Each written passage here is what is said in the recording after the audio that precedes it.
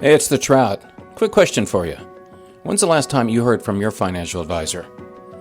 Well, if you're still thinking about it, apparently it's been a long time. And when you do hear from this individual, do you get a feeling that they're more concerned about their financial wealth than yours? Well, maybe it's time to talk to an expert that's concerned about your financial possibilities. That's David Smith with Edward Jones. David has years of experience of helping people just like you. So why not give him a quick call at 469-372-1587. David's ready to sit down and talk to you about reaching your goals and your financial possibilities. That's David Smith with Edward Jones. 469-372-1587. Get a financial health checkup now with David Smith of Edward Jones. 469-372-1587. Hey everybody, it's the Trout and welcome to another episode of the Trout Show. Thanks so much for stopping by. Well, if you're a country music fan, you know the headquarters in America for country music is Nashville. But did you know there's an international headquarters for country music? You might be surprised to learn that that is in Marshall, Texas. What? You say, what is that all about?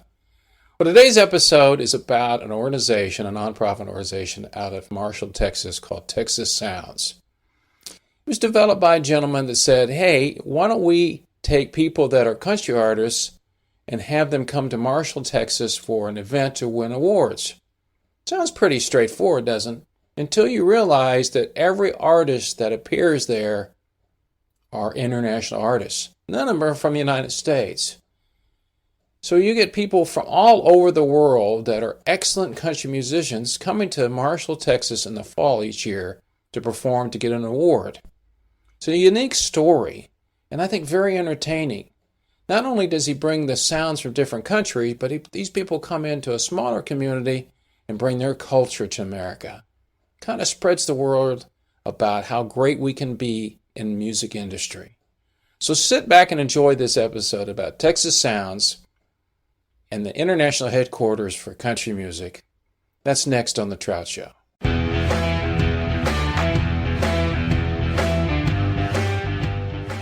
So let's start at the very beginning and tell me about how this whole thing started. Texas Sounds International Country Music Awards. For one thing, it's a 6-word name, so the television and radio people give us hell over that. They want a 2-word phrase, but at any rate, we are a theater and production company. We do plays and comedies and concerts, and we had a summer festival.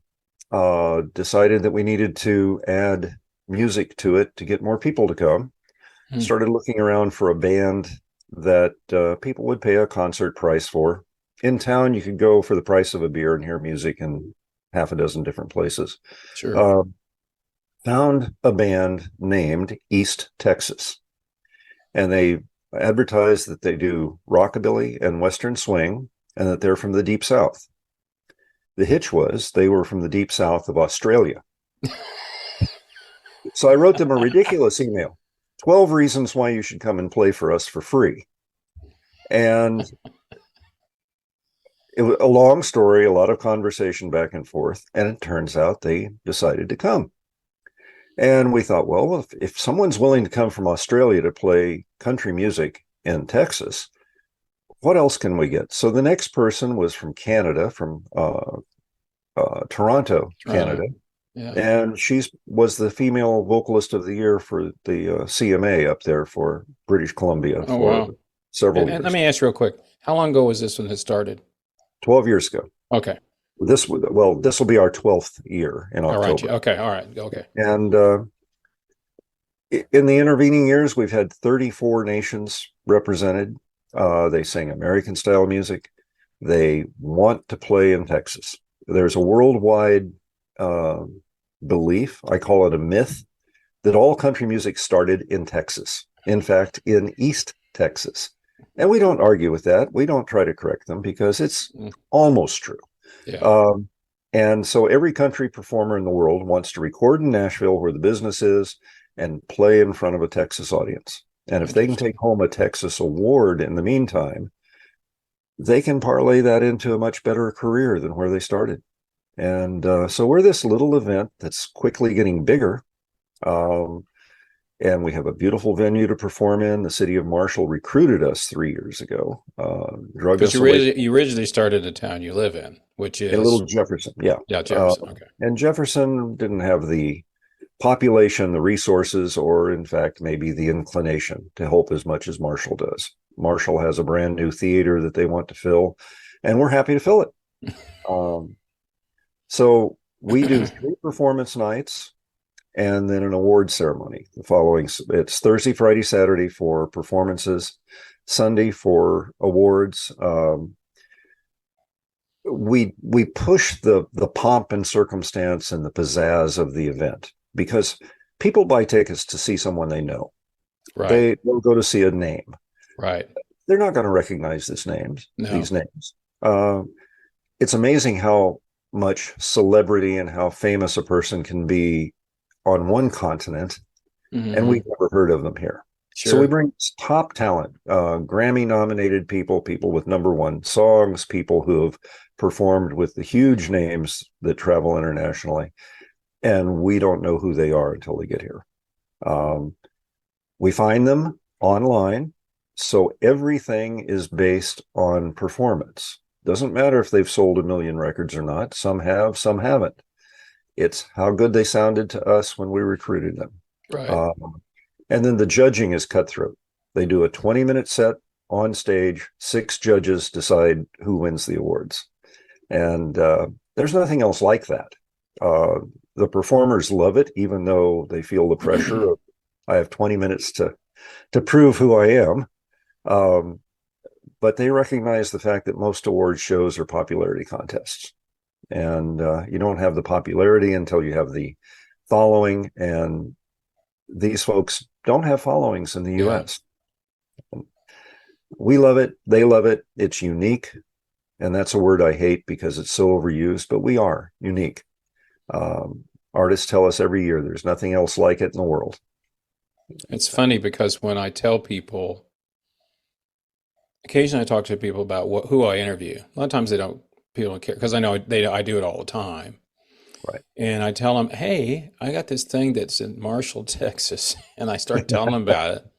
And I said, I've got more people to interview that are coming to you. And I've reached out to some. I'm waiting to get back with some of the other ones. And I said, the funny thing is when you see these country artists that start speaking Swedish and then they start sounding like Roy Acuff. Used to do, you, and you're like, wait a minute, something's wrong here with this picture. Right. But what I've discovered, and you knew this long before I did, is they love that genre. And why not come to Texas? Everybody, people all think, and as a Texan, I don't care if they think we have cowboys and we still have, Indians roaming around and right. People shooting each other because, too many cowboys. But it's funny because when I started looking into it, and then the people that you've discovered and will continue to discover, obviously, and I've had this discussion before, when they go back, it changes everything for them. It does. It does. It depends on the nation they're from. It depends on how ambitious they are. Yeah, but they can take our plaque, our 12-inch metal plaque, and build a career off of it. Spain is a country where their country music has been around there for a long time, but it's shifting. It's shifting to the more modern country. Mm-hmm. People are appreciating things that were done in the last 40 years. There are artists who are genuine artists, singers, songwriters, performers. And they build their audience off of the Texas myth. And we love that. I mean, Texas has exported country music all over the world. One of our biggest exports. And we affect the culture. I think Texas helps make the world a little bit smaller. We provide a common language and music is the universal language. Yeah. So we have a common genre. And in our event, we stretch that genre quite a ways. We do country rock, traditional country blues. I shy away from some of the brand new stuff because I'm old. But we've got some young folks coming this year. It's going to be a great show with a lot of variety. I think from reaching out to some of the performers, it's not easy for them to get over here. Where do they? I guess they go to Shreveport. Is that the closest place for you? I guess. Actually, that's the closest, but most fly into DFW. Yeah, because it's more expensive to obviously fly to Shreveport, I would guess. Right, right. If they, some of the folks, one of the people that you interviewed, Leah Mehta from Malaysia, she doesn't drive. Her husband doesn't drive. They live in Oh, I didn't know Kuala Lumpur. that. That's Yeah, there's interesting. no reason to drive when you live there. Yeah. And so they flew into Shreveport so that they could get an Uber and not have to rent a car. Um, Most fly into DFW, and during their stay, they'll make a trip to Nashville. It's not that long a drive, Yeah. and enjoy the surroundings. Are you saying now that you've been doing it, this is your 12th year, seeing people come to you now? Are people Yeah, reaching out to you the other way now? Because when you first yeah. started, you had to go find them. Oh, I think the first year I sent out 140 requests, and Yeah. we ended up with 9 international acts. This year we have 19 acts. We were booked up by April of this Well, year, and 5 of those were ones that I initiated the recruitment. The rest came to us. so how many come for the whole thing? How many different artists do you show up, or different acts, so to speak, We have that you ask? this year we have 19 acts, Okay. which is a crowded schedule. Getting that into Yeah. 3 evenings means we play a little bit on the late side. Right. There may be 1 or 2 who cancel right at the last minute. International travel is fickle, Especially uh, now. Yeah. especially now. Yep. Um, we will have approximately or right around 200 international guests because families and entourage and roadies and sound techs, everybody comes along. Sure. I'll have one artist who's here all by themselves. I'll have another that brings 20 people. And that's part of the fun. Marshall's a small town. Our downtown shopping area covers practically 5 blocks is about Yeah. it. Yeah. So you're running into these international folks all day long. We perform in the evenings. They have to stay local because we have sound checks and rehearsals Yeah. scheduled all through the day. So they're part of the community. They're part of the fun. People get to meet them. Well, and obviously the local businesses love it. It's not a Absolutely. big group of people, but it's how many people live in Marshall? You know what the population is? 25,000 Okay. approximately. So it's not a small town, Yeah. but it's relatively small. But like you said, it's a small downtown. So when you got people from Spain, or especially if they're from the Pacific Rim or Australia, you're standing there and they're going like, those people aren't from around here, are they? Well, the merchants love it. We have a chain, a large name Western clothing store in town. Uh, And last year, in one day during our weekend, they sold $3,000 worth of stuff to our folks. they all want that stuff. Yep. I'll just tell you real quick. So we had a foreign exchange student years ago. She's now 44 or something like that. This is when she was 18, so it's been that long ago. She came to see us and her family 6 years ago. Mhm. And where does she want to go? I got to get me some cowboy boots, Dad. Yeah. I mean, she's not a singer or anything. She just her and her husband had to have cowboy boots. When they come to Texas, if they've never been to the United States, it's never been to the United States. But then when they come to Texas, like you said, there's such a big myth about it. Some of it's true, but a lot of it's a myth. That's true. Yeah. But then there's that. But I think it's a wonderful thing that you do because, hey everybody, it's the Trout. Thanks for stopping by. If you like the Trout Show, please consider supporting us. Just simply go to our website at thetroutshow.com, click on the support tab at the top, and there you go. For as little as only $3 a month, you can help us bring great talent for you to hear some wonderful interviews, musicians across this planet. So thanks for listening, and remember, It's only rock and roll, but we love it. See ya. It gives them experience. And I'm sure along the way, people go, why haven't you had people nationally come in? But you made that decision when you first started, wasn't it? Made that you said, I just want international acts. That was it. And the basis for that was we can't afford the big names. Yeah. We started out in a tent. I mean, we were a little tiny production. Right. When we found out that people would pay their own way, spending $8,000 to $10,000 per person to come here and perform for us, and we get a quality product that's above anything we could hope to afford, and it's different. It gives the audience a chance to see just what we've done worldwide. I have to tell you a story. You mentioned the large vehicle. We have had performers from Eswatini. It's the smallest nation in Africa. It's an absolute monarchy. The king owns the country. Okay. In fact, he decided a few years ago it was Swaziland, but that was a British name. So he changed the name to Eswatini. They don't have trucks there. Their trucks are little box vans. Yeah. One of the things these performers wanted to do was go out on the highway out here and watch the 18-wheelers go by. They'd never seen them in person. Wow. And so we arranged to take them and climb on them, obviously. That was the obvious thing to do. That is funny. And these folks are singing from Eswatini. They're singing traditional country music. And it's amazing. And the other thing about that's just that is so cultural interesting to me because it just sounds like fun. It is. And you're actually, what did you say earlier about Texas? How did you say it? Something about we're growing on the world or whatever it is. We're making the world smaller. Yeah, yes. You're making the world smaller. The other thing is you're bringing in people from all over the world that go back to their countries and talk about the states, Right. talk about Texas.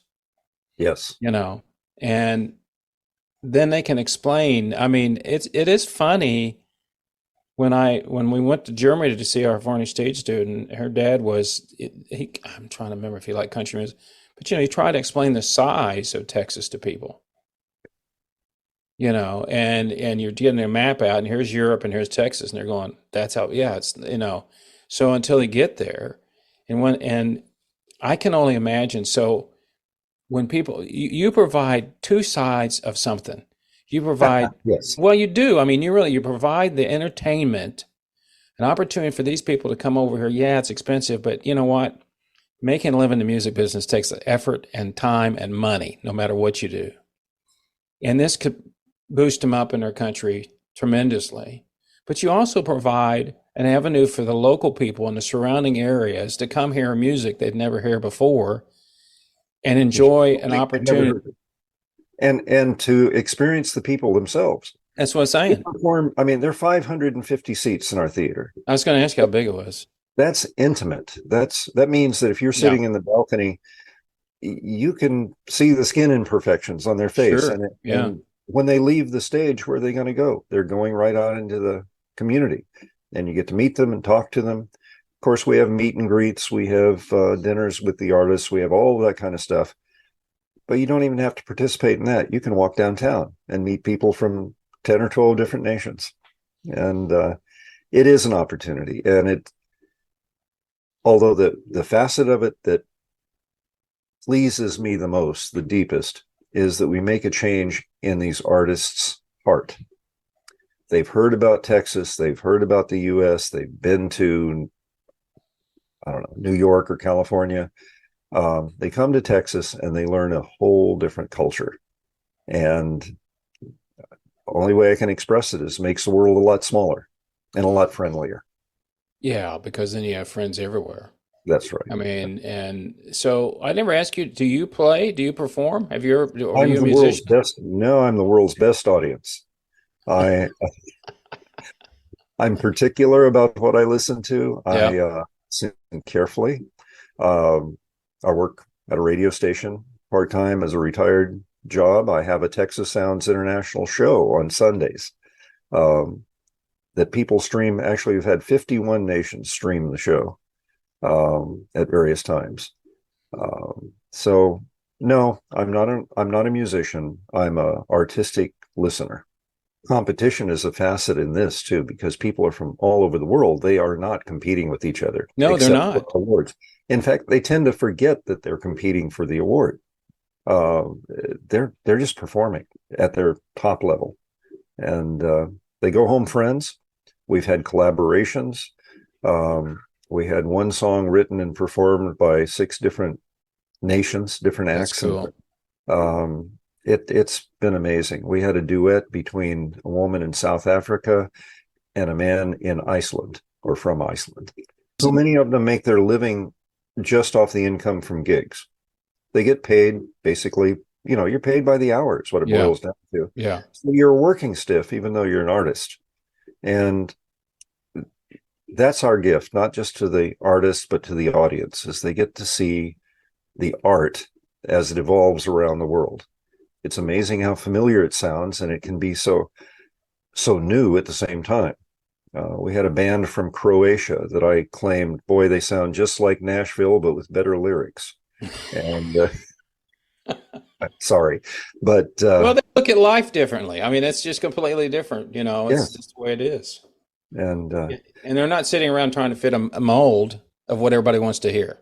no, no, and they may not even have a great idea of what that is that everyone wants to hear. They're originals. Yeah. They're new, Yep. and I just put a couple of collages on Facebook of all of our performers. And my take after I put the pictures together for this year is, wow, they're talented, but they're beautiful too. We have some That doesn't happen a lot of times either. uh, beautiful people, big brawny guys who sing country music. It's going to be a visual show as well as a listening show. Uh, What's your long-term goal with this? I mean, you've already outgrown Marshall, Texas to a certain degree. um, we want Excuse me. Marshall has a venue that's slightly larger than where we are now. We would like to sell it out before we think about doing anything different. I'm at the age where I figure I have 5, maybe 6 more years of doing this. Right. We need to get the event to the point where it's self-propelling, and we're getting there. Yeah. But if I were to kick off right now, I think the event might die with me. Yeah. I need a couple more years to get it to the size and the momentum, the backing. Like everything else, we have to have money behind us. Yep.